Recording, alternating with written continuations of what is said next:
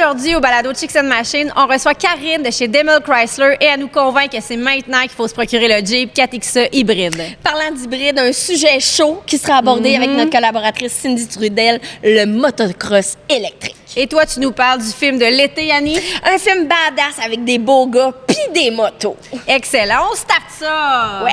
Le balado Chicks and Machines est présenté par Can-Am, Blainville Chrysler et Demel Chrysler, BC Assure et Léo Harley-Davidson. Bonjour et bienvenue au balado Chicks and Machines. Cindy Martin au micro. Bien entourée ce soir. Annie, comme toujours. Merci, Cindy. On peut pas se passer de toi dans ce balado-là. Non, je suis comme un mal nécessaire. Ensuite, Cindy Trudel, collaboratrice Chicks and Machines. Hey, t'étais là à la saison 1, toi. Premier épisode? Oui, saison 1, premier épisode et les deux retours à la saison 5.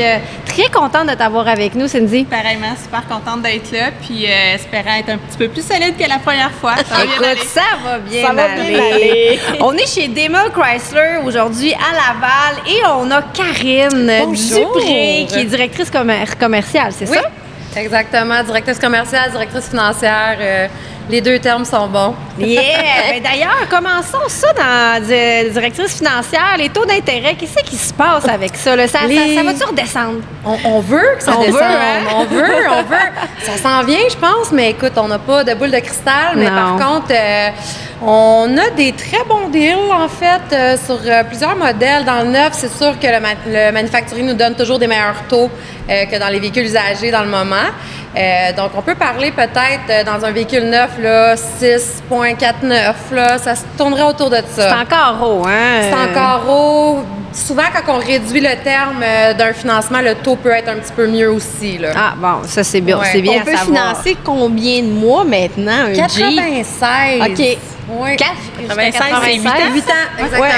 Ouais. Hey, vous êtes pas dans la marche. Hey, Wow. Morceau de robot pour vous autres. Puis là, justement, tu voulais nous parler du 4XE, de Oui. Jeep, parce que vous avez quand même, en ce moment, quelque chose qui fait que je conseillerais aux gens de s'en chercher un. Certainement. En fait, on a des protections de prix du manufacturier. Je vous explique grosso modo oui. qu'est-ce qui est arrivé. Il y a beaucoup de clients qui ont commandé en 2023 des Jeep 4XE et le manufacturier n'a pas pu les produire. Donc, ils ont produit 2024 au lieu de produire des 2023. OK. Et vu l'attente, on a beaucoup de clients qui ont Juste annulé, ouais. annulé. Exactement. Donc, on s'est retrouvé avec un Énormément. inventaire énorme de Wrangler. Puis comment ça fonctionne, c'est quand un client réserve un véhicule en commande, le véhicule doit être livré à ce client-là. OK. Si ça donne une protection de prix. Si le véhicule est vendu à quelqu'un d'autre, ben là, c'est les prix des 2024 du jour. Donc on aucune parlait protection de prix. Exactement. Là, on parlait d'une pas pire augmentation de prix. Mais là, le manufacturier, ce qu'il a décidé de faire, c'est d'honorer les protections de prix. Fait qu'en ce moment, là, il y a des rabais de 10 000 sur nos Wranglers. 10 000 sur... oh mon Dieu, ça vaut la peine. Fait que, oui, ça vaut la peine. Fait que c'est maintenant que vous devez acheter votre Wrangler. Mais en plus... tu sais, là, on parle de prix, on parle de promotion, mais au-delà de ça, il y a la vibe Jeep qui est extraordinaire. Là. Tu sais, moi, ça fait quelques années que j'en conduis un.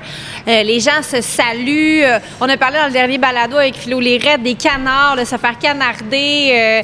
C'est les petits canards que tu... Non, mais c'est les petits canards que tu laisses après la porte juste pour faire sourire les gens entre les propriétaires de Jeep. Oui. Donc, c'est au-delà d'une simple voiture, le Jeep. Effectivement, c'est une bébelle, c'est un vibe, c'est vraiment un Wrangler, je veux dire, autant l'hiver que ça peut faire du off-road à l'année, je veux dire, oui.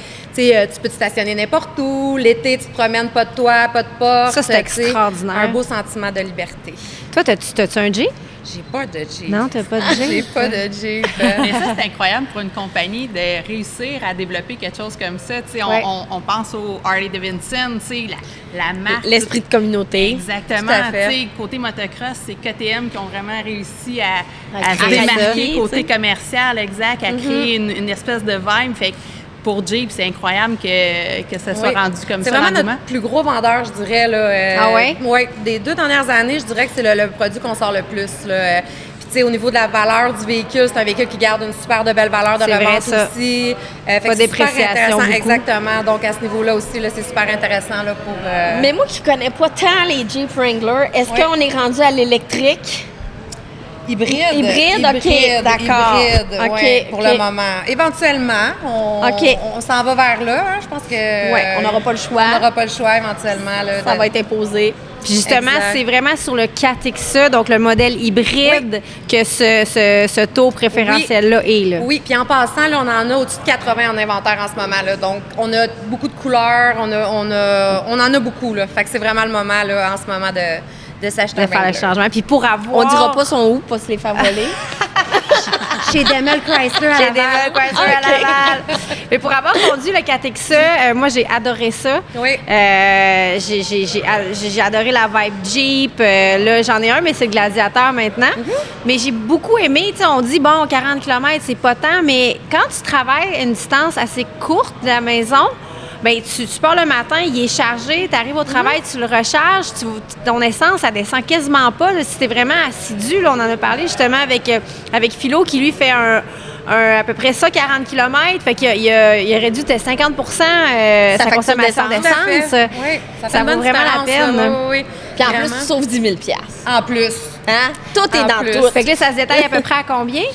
Ça dépend, là, parce qu'on a beaucoup de Ah oui, c'est ça. modèles, il y a beaucoup de choix. Là, Le peut- Rubicon Sahara. Exactement. Tu sais, on part d'un sport à un Rubicon. On a le Gladiator, le beau Gladiator aussi. Ah, ben oui. Elle l'avait pas vu, il est pas assez gros. Oui, c'est ça.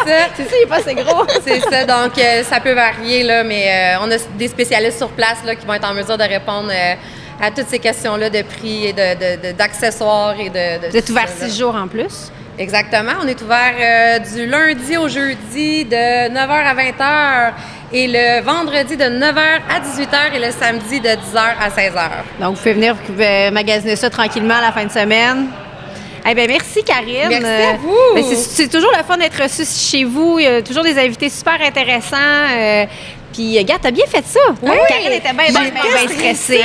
Ah Mais oui. regarde, ça a super bien été. On n'est pas stressante, là, quand Non, même, finalement, hein, ça s'est quand bien même. passé. Hey, on dirait que t'as fait ça toute ta vie. Ah oui, c'est vrai? Ouais, Ben, je vais ben revenir oui. la prochaine fois. Oui. C'est un sujet qu'on connaît, hein, c'est plus facile. Oui, effectivement. Cindy? Ah non, ça, c'est mon tour. Hey, comme j'ai dit, saison 1, tu étais là, puis déjà, là, tu me dis, je veux plus intervenir. Tu as déjà une intervention de fait. Écoute, c'est good job! Être assis avec des pros, ça l'aide aussi. Ah. Donc, tu nous jases de quoi aujourd'hui, Cindy? D'un sujet très chaud. Un sujet En chaud, fait, hein, qui c'est fait le- jaser. Ouais, c'est le sujet de l'heure dans le monde du motocross. Si je fais juste une petite... Un petit aparté. Ouais, exact. Une mise en table. Dans le fond, le motocross, au début, quand ça a commencé, dans les années 40 à peu près, c'était des moteurs 2 temps. Ça a longtemps été ça. Ouais. Jusqu'au début des années 2000, où c'est le moteur 4 temps qui est arrivé. Un moteur qui était hyper performant pour la compétition. Et puis là, ça avait fait vraiment beaucoup de vagues. C'est Ah la ouais? compétition 2 temps, 4 temps. Non, un vrai bike, c'est un 2 Deux temps. temps. Faut que ça sente le gaz, l'huile à mixer, puis, tu sais, le son. Tu sais, fait qu'il y avait vraiment beaucoup de propos par rapport aux 4 temps, que ça va tuer le sport parce que c'est une mécanique qui coûte cher, puis que l'entretien, c'est compliqué. Puis le moteur 4 temps a fait sa place. Il y a encore des moteurs 2 temps. Puis le 4 temps, maintenant, ça Est-ce qu'il y en a moins? il y a un peu moins de moteurs 2 temps Deux parce temps. que les 4 temps sont très performants. Ouais. C'est quand même facile d'entretien. Effectivement, quand ça brise, c'est ouais, beaucoup plus dispendieux qu'un moteur 2 temps. Mais je te dirais, tout dépendant si on est en motocross ou en endurocross, les modèles varient, là, mais tu sais, là, il y a quelque chose de nouveau d'arrivé. Mais Karine, toi, c'est t'es quoi, avant- Tu fais-tu le motocross? Tu fais-tu la moto? OK. non. Bravo, Mais tu pourrais en promener une dans ta boîte de Jeep. Mais là, Tout à fait. OK. Ça, y a- sans aucun problème. Avant que tu nous parles de ça, toi, t'es team 2 temps ou 4 temps? Moi, j'ai les deux. Les deux? Bon. Ouais, j'ai les deux. Elle J'ai les est deux. insistant, finalement. Oui, c'est ça. Hey, on est forte en mathématiques. mathématiques, Aujourd'hui. Ben, les deux, c'est deux trips complètement différents. Driver une moto 2 temps, c'est vraiment différent que d'une moto 4 temps. Les motos 4 temps sont un petit peu plus performantes. Tu sais, moi, j'ai fait la compétition côté motocross, fait qu'on y va pour la performance. Donc, c'est sûr que le 4 temps, c'est favorable pour ça, mais tu sais, pour s'amuser, c'est vraiment un 2 temps. Et puis là, voulez-vous le savoir? Oui, Ben oui, facile. Quel est le sujet chaud? Oui, c'est ça, le Il y a 3 pas temps. de Entre les deux. Comme dans les véhicules, c'est la moto électrique. L'électrique vient de débarquer dans le monde du motocross. Ouais. On a eu des compagnies qui ont essayé de percer, comme la compagnie Alta, qui avait fait un modèle, il avait commencé à compétitionner. Et abruptement, après avoir vendu à peu près 1000 unités avant sa mise en production, ça s'est vraiment arrêté. Puis, il y a quelques motos qui ont été livrées, mais c'est pas tous les contrats qui ont été honorés. OK, donc la compagnie a fait faillite avant même de se rendre à la livraison. Exactement. Ça demande beaucoup de budget, là, lancer une nouvelle moto comme ça, Mais oui. avec des nouvelles technologies puis le kit. Donc, c'est ça. Il y a eu d'autres motos qui se sont présentées sur le marché. Il y a un modèle KTM électrique. Oui, je l'ai essayé d'ailleurs. Oui, Oui. donc, mais avec peu de HP. Peu de HP comparativement au moteur thermique, disons. Donc, oui, ça a sa place pour certaines fonctions. Si on veut parler compétition, on oublie ça. Si on veut parler de compétition d'enduro-cross, qui est des courses d'endurance, bien là, on a un enjeu de batterie, de capacité. Bon. Moi, j'ai aimé ça parce que je suis allée en faire dans un espèce de parc où il y avait des obstacles. Donc, passer par-dessus une bûche, passer par-dessus des pierres. Puis juste le fait de ne... Ben, parce que c'est pas la clutch, là, puis tu ne changes pas de vitesse. Exact. Bien, j'ai pu un peu pratiquer ces manœuvres-là sans me soucier de justement changer les vitesses, pas étouffer. Exact. Donc, ça m'a C'est quand même donné silencieux. confiance. Mais au niveau de la performance électrique, c'est-tu autant performant qu'à gaz? Écoute, là, c'est ça l'affaire, là. C'est que là, C'est direct. Ouais. là, les puristes du thermique qui disent qu'un vrai bike, ça prend du son, ça prend C'est du ça, gaz, c'est ce ça que je- prend du... Le changement de vitesse. Ouais, ça prend une clutch, ça prend des vitesses. Et puis là, tu as l'électrique qui vient de débarquer de la compagnie Stark, donc la Stark Vark. Tout le monde parle de ça dans mon milieu, dans le milieu du motocross. Et il y a des essais, évidemment, depuis que la moto est arrivée. Ça a pris du temps avant qu'elle arrive. Ça a pris du temps avant que les acheteurs prennent possession de leur moto. Mais maintenant qu'elle Mais elle est est arrivée, arrivée. ouais, là, il y a des essais qui se font sur les pistes. Et ceux qui l'essayent, là, ils débarquent la moto, là, le sourire jusque-là, ils n'en reviennent pas. La Les puissance- accélérations sont violentes. là. Exactement. C'est La puissance, c'est vraiment ça. Impressionnant. Ouais. Ouais. J'aime ce que tu dis parce que, tu sais, le même principe, tu sais, on parlait, mettons, d'une moto normale, électrique, puis moi, je dis tout le temps aux gens, même si c'est pas quelque chose que tu vas t'acheter, au moins, viens l'essayer, puis après ça, tu pourras te permettre de juger. Peut-être que ça s'adresse pas du tout à toi, mais au moins, faut l'essayer pour après ça pouvoir être capable d'en parler puis de juger. Il y a tellement de gens qui parlent dans ce milieu-là à travers leur chapeau, ne connaissant pas les performances que ça peut avoir. Ça s'adresse peut-être pas à toi, ça s'adresse peut-être pas à toi, mais peut-être ça s'adresse à moi. Ouais. Tu sais, il y a une clientèle, ma grand-mère disait tout le temps, chaque torchon trouve sa guenille, ben c'est pareil. Pour l'avoir tu sais. essayé, pour avoir essayé une moto de route puis une moto hors route, sur la route, on dirait que j'ai de la misère à faire le deuil du changement de vitesse, mais hors route, j'aurais pas de misère. En fait, je pense que j'apprécierais encore plus mon expérience. Tu vois, là, moi, je vais complètement dire le contraire de toi, dans le sens où ce que moi, je suis Oui. habituée. Mais moi, mes je fais con- plus de moto de route, puis toi, hors route. Fait que, tu sais, je pense que c'est un peu ça aussi, là, Exact. Mais ça revient à ce qu'on disait, tu sais, il y a un style Ah pour chaque oui, personne. là. Oui, c'est ça. exactement. Tu sais, puis côté performance, côté puissance, les 450 thermiques, qui est la moto la plus forte côté compétition, là, ça développe à peu près 62-63 chevaux, tout dépendant des marques. Côté électrique, la Stark Vark, on propose 2 modèles. Donc, le modèle standard à 60 HP et le modèle Alpha, qui est 80 chevaux. ça n'a juste même pas aucun sens pour du hors-route. Là. Je veux dire, même des pilotes professionnels ont essayé à 80 HP, c'est trop. Et les gars, ils disent, les gars, ils disent c'est dangereux, ça arrache. Là. Ça reste qu'on drive ça, on pilote ça sur un sentier accidenté. Donc, avec des obstacles, des ornières, des sauts, des virages.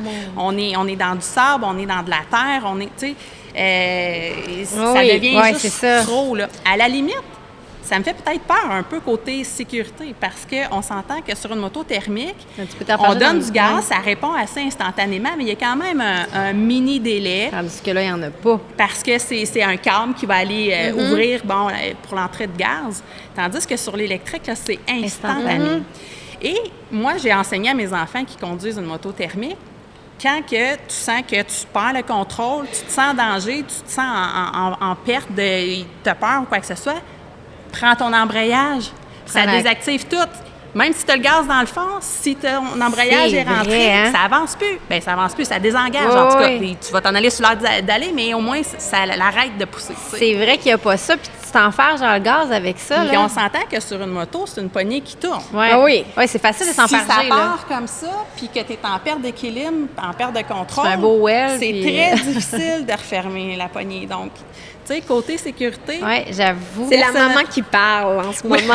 Non, mais même pour. Tu sais, je veux dire, sur les circuits de motocross, quand vous pratiquez, vous êtes nombreux, là. Ouais. Moi, j'ai essayé le motocross là, dans un parc, là, puis je trouvais ça. Distrayant de chaque il y a bord. du monde, là, ça saute, ça. Puis. Mais c'est aussi pour la sécurité des autres, parce que si toi, tu perds le contrôle, bien, ça se peut que tu rentres dans quelqu'un d'autre, puis peut-être même dans plus qu'une personne. Puis là, tu m'amènes sur un autre point que je considère aussi, parce que les gens là, débarquent la Starkvark, là, puis ils sont en coup de foudre, ils sont prêts à signer en bas de la feuille le contrat, même si c'est hyper dispendieux comme moto. Là. Et juste aller sur les réseaux sociaux, là, cet été, vous allez voir, vous allez pouvoir aller essayer cette moto-là.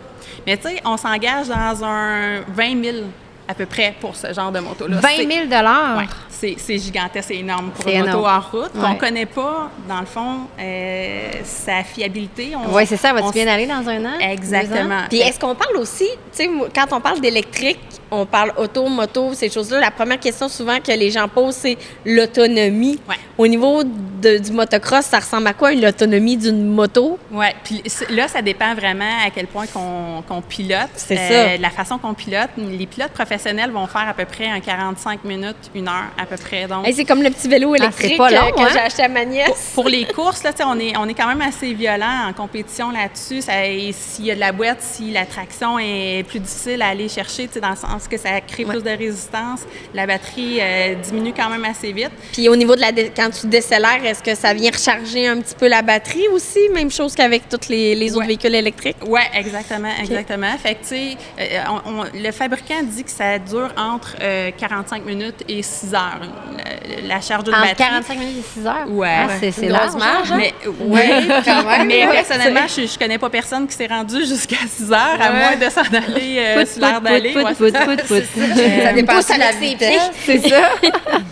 Pour la charger, c'est une moto qui est quand même assez lourde. Ça, c'est d'un autre enjeu, là, comparativement à la moto thermique, c'est beaucoup plus lourd. Okay. Par contre, le centre de gravité est quand même assez bas. Les gens qui pilotent cette moto-là disent pas sentir le poids quand on est dans les airs, quoi que ce soit, ou dans les virages. Par contre, si on tombe, faut la relever. Ouais, on sait que en motocross, ça fait partie du sport. Exactement. Quand tu as 2 pieds dans la boîte, là, essaye de relever ta moto, ça glisse. Moto standard, côté format, là, c'est comparatif au thermique. C'est les mêmes hauteurs à peu près. Là, donc, c'est moto plein format. Donc, ouais. Ça fait jaser, ça c'est certain. Hein? Et ça fait jaser énormément. Puis, tu sais, l'enjeu de notre sport, c'est le bruit. Oui, il y a des pistes qui ont fermé. On connaît les autodromes avec les véhicules qui ont fermé à cause du bruit. Notre enjeu, c'est le bruit. Quand on est 100 à pratiquer sur une piste, c'est fou le bruit que ça fait. Fait qu'on sait que c'est notre ennemi numéro 1 pour notre sport. Mais en même temps, le fait d'avoir une moto électrique peut causer problème.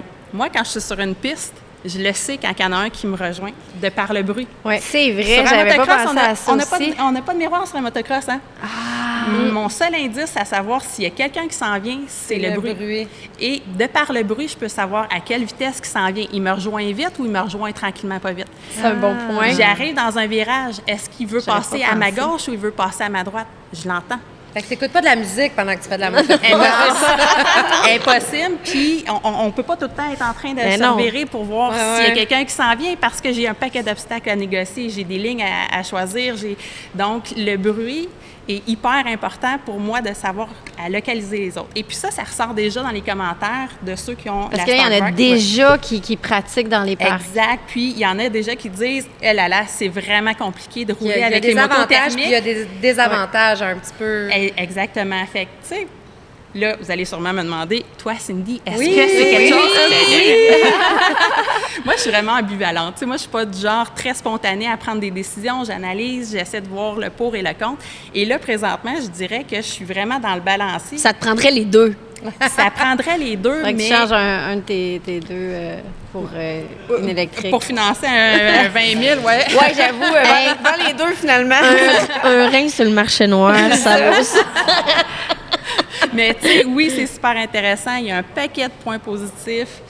Selon moi, il y a encore des points négatifs à considérer, à ajuster. Présentement, les associations de course ne permettent pas la moto électrique de c'était ma venir prochaine compétitionner question. avec le thermique. Je mettrais ma main au feu que ça va finir comme dans n'importe quoi, la Formule 1, que ça va finir à être des courses spécifiques de motocross. Ben, j'ai l'impression, ouais, c'est ça qu'il va y avoir les classes électriques. C'est sûr qu'ils vont créer ça pour créer un engouement pour Oui. ce type de moto-là. Les constructeurs vont se mettre ensemble puis ils vont créer quelque chose pour donner un spectacle. Puis créer de l'engouement autour de ça. Je suis pas devin, mais Non, mais dans d'après une moi, journée de c'est compétition, sûr. ben, il faudrait Ouais, avoir ça aurait une du classe sens. Ouais. électrique, là, Ouais. vraiment, avec juste des motocross électriques. Mais moi, je serais un peu, puis tu seras probablement d'accord avec moi, d'attendre encore quelques années. Tu sais, là, c'est 20 000 c'est cher. On ne sait pas à long terme qu'est-ce que ça va donner. Donc, laisser un peu Moi, je fais- expérimenter ça. Oui, je fais partie du team peureuse de dire, OK, je regarde les autres aller, je vais analyser ça pour savoir ce que ça va donner. Là, mais c'est clair que ça fait partie du futur. Ouais. C'est un incontournable. Quelle place que ça va prendre puis comment que ça va s'installer, ben C'est ça, comme les gens qui roulent des véhicules à gaz, qui sont un petit peu Ouais. réticents de s'en aller vers l'électrique aussi. Là, Ouais. ça doit être probablement la même chose. C'est le fun, une clutch, des oui, vitesses. c'est ça, Moi, le- je de l'utilise sentir beaucoup le- en motocross pour me relancer en sortie de virage. On Ouais. utilise beaucoup l'embrayage. Donc, c'est pas juste de passer des vitesses pour atteindre une vitesse de Ouais. croisière. Tu sais, c'est Un vraiment... feeling, là. Oui, un feeling, mais c'est vraiment utile pour aller chercher Ouais, du c'est ça, c'est punch. utile. Donc, ouais. Eh bien, merci, Cindy. C'est super intéressant. Un sujet, comme tu as dit, un sujet chaud je pense qu'on n'a pas fini d'en entendre ça parler. divise, c'est incroyable. Mais... Annie, Yes! tu nous parles d'un film Ouais. de Harley. Ouais, de- en fait, c'est un film. Je ne sais pas si vous êtes abonné sur YouTube ou quoi que ce soit. C'est The Biker Riders. Ok, c'est un Ok. film qui n'est pas encore sorti, qui va sortir en juin prochain sur les écrans de cinéma aux États-Unis. Mais ce que je trouvais passionnant de vous en parler, c'est que ce film-là, il y a plein d'affaires intéressantes. J'ai vu le preview. Oui. Ça a l'air complètement Ça a l'air fou. vraiment bon. Petit aparté, ça devait, dans le fond, The Biker Riders devait sortir l'été passé. OK. Et malheureusement, dans le monde du cinéma aux États-Unis, il y a eu une grosse Oui, c'est grève vrai, des la techniciens. grève. Donc, ça a vraiment impacté la sortie de ce film-là. Les producteurs ont lâché. Fait que finalement, ça a été repris par Universal Pictures. Et là, ils ont comme retravaillé un petit peu sur le film. Et là, comme je vous dis, ça va sortir en juin prochain. Puis ce que je trouvais le fun de ce film-là, c'est c'est qu'il y a des acteurs qui sont vraiment hot dedans. Il y a sûrement des Harley Davidson. Ben oui, je vais t'en parler. Ben là, beau gars Harley, hein, Annie ne passera pas à côté de ce film. Non, mais quand même. Écoute, je suis en train d'organiser un petit quelque chose en plus. On aura la chance de s'en reparler. Mais pour ceux et celles qui ont vu le film Elvis, ben un des acteurs principaux de The Bikers Riders, c'est Austin Butler, qui a joué donc dans Elvis, dans Dune aussi. Tom Hardy, qu'on a pu voir dans Ben oui. Peaky Blinders aussi, Spider-Man, Venom. Norman Reedus aussi, qui a un rôle secondaire dans cette série-là, mais qui, à la base, lui, est un passionné de moto, qui anime Nomade à moto, qui est présenté aux États-Unis, mais aussi, là, si je ne me trompe pas, au Québec sur Évasion. Donc, c'est vraiment un film qui raconte l'histoire du premier club de motards criminalisé du côté de Chicago. Ouh là là! Et ça a été tiré d'un, si je me trompe pas, d'un livre avec des photos sur l'histoire du commencement de ce club de moto-là dans les années 60 environ. Okay. Puis c'est sorti en fait dans les années 60, ce livre-là. Donc, le réalisateur, lui, c'est un gars qui gravite un peu dans l'univers du cinéma, mais qu'il y avait cette idée de projet-là, de développer quelque chose avec ce livre-là, et qui, finalement, 5 ans plus tard, a décidé de mettre sur planche ses idées. Il y a eu l'autorisation de faire ça. Puis, vraiment, le film raconte l'histoire, comme je vous mentionnais, de ce club de moto-là qui a débuté, en fait, en 1935, exactement, le Outlaw MC. C'est donc le plus vieux club de moto hors la loi au monde, qui disent. C'est vrai? Oui, c'est également le 3e plus gros club de moto criminalisé qui existe au monde. Il existe ça encore? Oui, ça existe encore. Il y a même des chapitres au Canada de ce club-là, à Toronto, Ottawa, Sault Ste. Marie. Il y a eu une autorisation à demander au club? Ben non, je penserais pas. Non, il y a juste... Non, mais ça raconte une partie de l'histoire, comme, tu sais, Félix Séguin fait des reportages, tu sais. Oui, non, mais je sais pas, des fois... Ça aurait pu. En tout cas, il est game, là. Ouais. J'espère qu'il y a de la bonne sécurité dans sa maison. On va lui souhaiter. Ben, donc, c'est le 3e plus gros club après les Hells Angels, les Bandidos, arrivent les Outlaw MC. Et ce que je ne savais pas, c'est qu'il y en a au Canada. Il n'y en a pas au Québec, j'en ai pas vu, à moins que c'est Mais pas connu. J'ai jamais entendu parler. Ça existe. Non, absolument rien.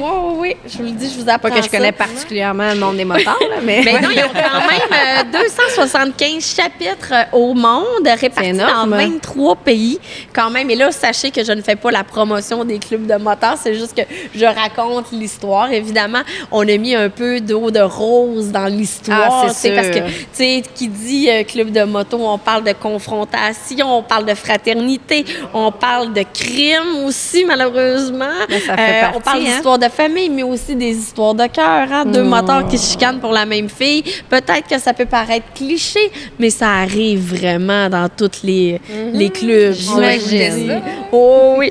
Donc, pour revenir à cette histoire-là de biker, des Outlaws, dans le fond, faire une petite histoire, ça a été...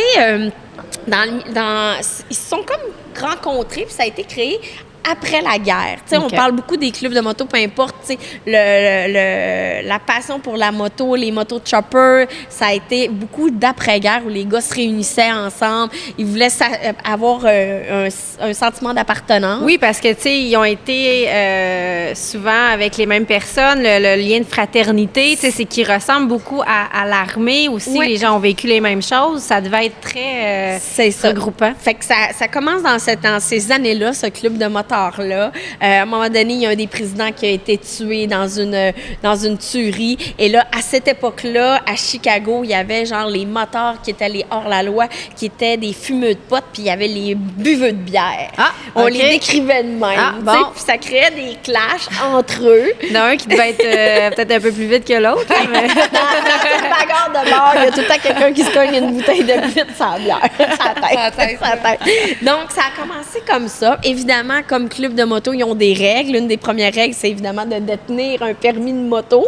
Ouais. Hein? Donc, d'avoir un style de vie un peu conforme. Donc, tout ça va avec ça, puis ça existe, comme je vous le disais encore. Et là, pourquoi je vous parle de Biker Riders, puis que je fais le lien avec Harley-Davidson? C'est que, comme le film devait sortir il y a plusieurs... il a été réalisé il y a longtemps. Un film de moto dit donc magasin de moto. Donc, ils ont invité les gens de Harley-Davidson à aller sur le plateau de tournage pour voir un peu comment ça se passait. Et là, le big boss d'Harley-Davidson et le gars qui dessine les motos en usine, ils regardaient ça puis ils ont trouvé ça super inspirant, on se le cachera pas. Tu sais, ça fait partie de l'image de marque de la compagnie Harley. J'imagine que ça roulait aussi pas mal en Harley, hein, Oui, dans oui, ces clubs-là. principalement. C'était une des premières règles à la base. Ah, c'est vrai, ça faisait partie des règles ça aussi? faisait partie des règles aussi.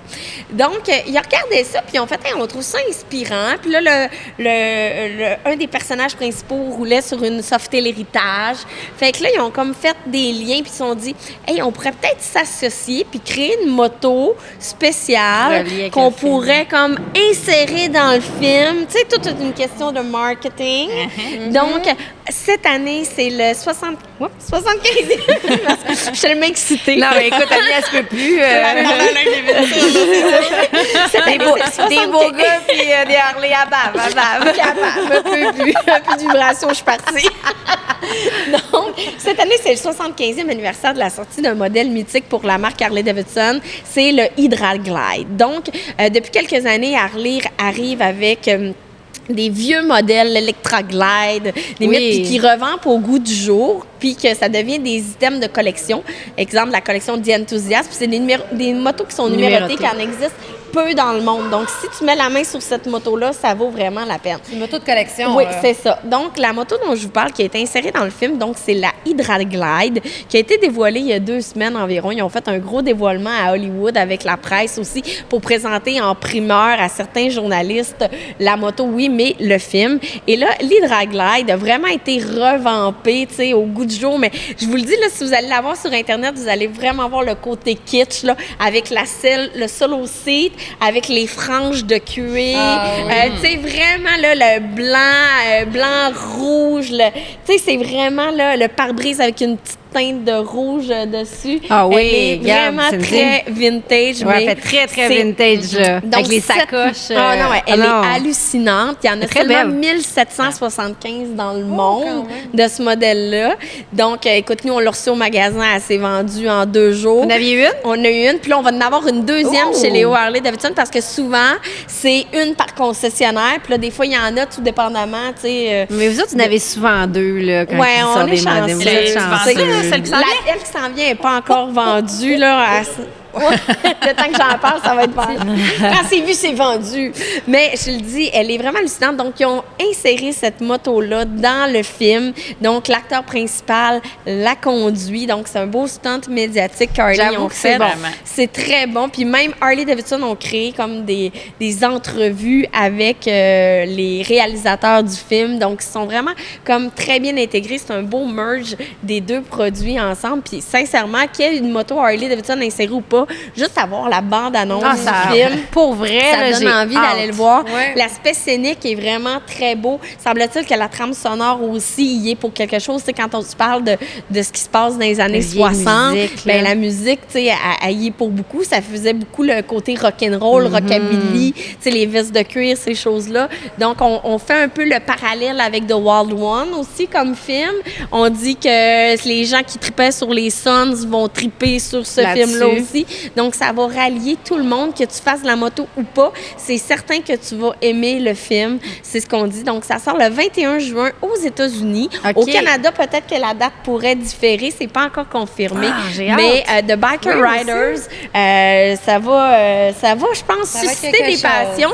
Puis, tu sais, je sais pas si vous vous souvenez, je fais un parallèle. Les premiers Fast and Furious qui ont sorti, Oui. c'était en juin, puis les gens se réunissaient dans les stationnements de cinéma. Ben je sais pas, mais on dirait que je prédis un peu ça avec le Biker Rider. Ça va peut-être amener des clubs de moto, les gens de moto, à aller voir le film en gang, en chum, Cinéparc, aller voir assis ça. sur ta moto. Ah non, j'en ai fait une soirée cinéparc chez Léo C'est Harley vrai, Davidson, il y a t'avais fait quelques ça. années. On avait fait ça. Le monde était assis sur leur moto. J'avais loué un tapis gazon qui m'a coûté les yeux de la tête. C'était épouvantable. Oui, le voisin, il avait chiolé en arrière parce qu'il trouvait que le son de la télé, ou en fait de l'écran géant, était trop élevé. Mais j'ai vraiment hâte de voir ça. Puis, tu sais, je le sais que je le dis souvent, je prêche pour ma paroisse, mais je trouve ça chapeau pour l'insertion Ouais, quand même, là. de ce modèle vintage-là, de la Hydra Glide, qui rappelle les motos, les premiers FL qu'Harley ont sortis d'après-guerre. Donc, ça sera à voir. J'ai bien hâte de voir ça. Merci beaucoup, Annie. Hey, on Merci. s'en reparle quand Oui. on va l'avoir vue. Oui, je vais faire ma critique. Mais, hey, puis si vous aimez les films de moto, là, allez sur le checksandmachine.com. Oui. On a un article sur les films ou les séries de motos à visionner. Je sais que là, on s'en va vers le beau temps, mais tu sais, comme une journée comme aujourd'hui, on avait un petit peu de neige. Il reste Des encore fois, quelques... tu sais, météo. Exactement. Ça dure juste 30 minutes. Fait écoutez, un petit film de moto, vous mettre dedans pour débuter votre saison cette année. Merci Annie, merci Karine, merci plaisir. Cindy. Merci, Super épisode, super intéressant. Merci Maxime à la réalisation. Merci à Daimler Chrysler qui nous reçoit. Qui nous reçoit, C'est oui. toujours un plaisir. Hey, on est bien entourés. Ben oui. Il y en a un, là, l'autre m'a fait un clin d'œil tantôt. Ouais, c'est... Donc, merci à nos partenaires. Donc, je l'ai dit, Daimler Chrysler, Blainville Chrysler, Can-Am, La Route au féminin, les Harley-Davidson, VC Assure. Et merci de nous écouter. C'est toujours gratifiant quand vous commentez, vous likez, vous partagez. Donc, continuez à nous encourager. On a beaucoup de plaisir à faire ça. Oui. Et puis, on se dit à la prochaine. Bye! Bye!